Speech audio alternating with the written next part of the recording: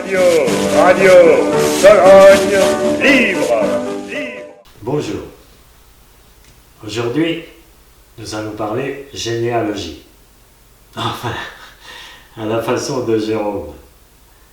Finalement, n'aurait-il pas raison de voyager comme il le fait? Au moins, lui, son empreinte carbone, elle est au top. Pas comme d'aucuns qui nous parlent d'écologie et qui voyagent en avion et en gros 4x4 comme moi je m'en vais pisser. Généalogie. Je m'étais endormi devant la cheminée. La bûche flambait sans bruit derrière la vitre. Un vin chaud sorti du micro-ondes m'avait emporté dans ses odeurs de cannelle.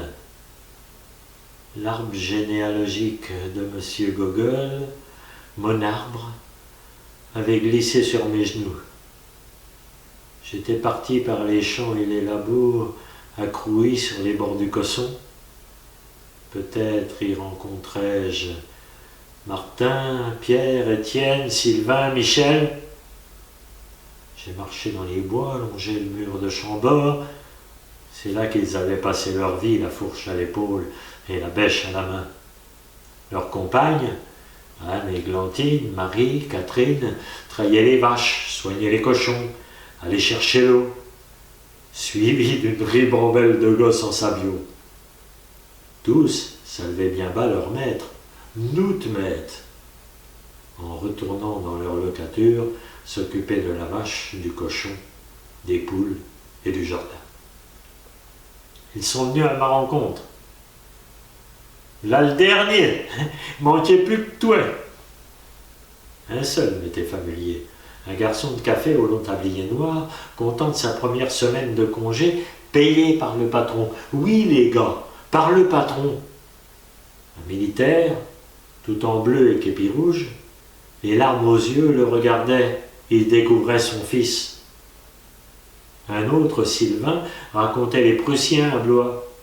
Pierre, son père, racontait son épopée. Il avait vu Moscou brûler avec son empereur, et que maintenant, ses pieds le faisaient encore souffrir. Claude, son père, évoquait Chambord.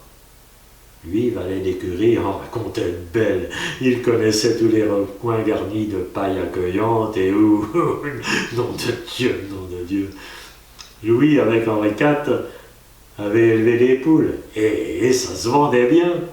Étienne râlait sur le prix du pain avec Louis XVI et prédisait qu'il ne l'emporterait pas au paradis.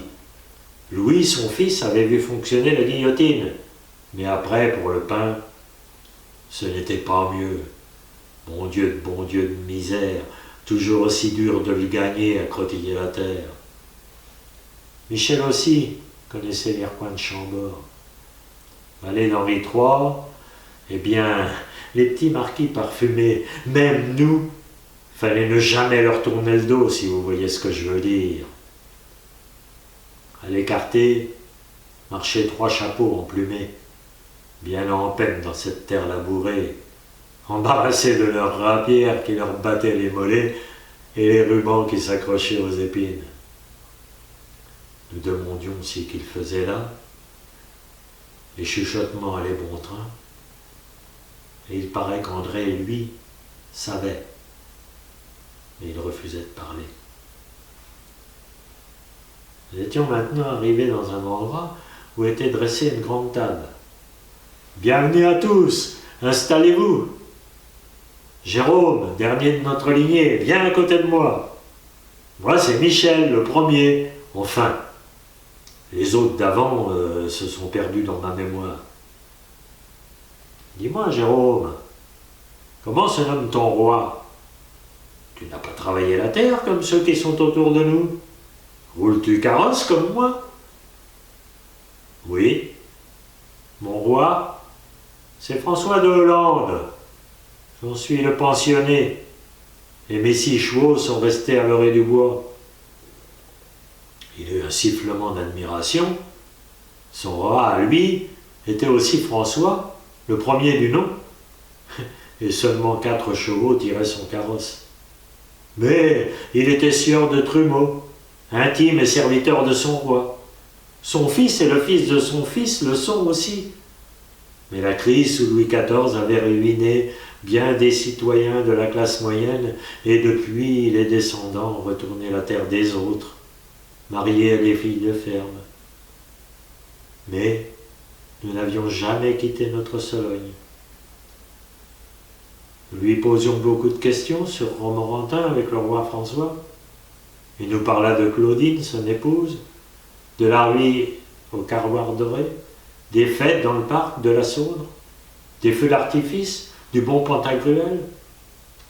As-tu vu comme nous, tous, la guerre? Sa bonhomie s'était estompée. Il était parti en Italie, 10 mois de bataille jusqu'au camp du Drap d'Or, et son roi l'avait rejoint à Marignan. À leur retour, Claudine leur avait montré le berceau où venait de naître Claude, son fils. Nous nous sommes regardés en souriant. Nous étions tous d'une bonne taille comparés à notre petit grand-père Michel. Le repas fut interrompu par une sonnerie. Tous me regardèrent sortir un petit boîtier de ma poche. En même temps, on servait la tarte tatin. PS, tout ceci est vrai, ou presque. Radio, Radio, Sologne, libre, libre, libre.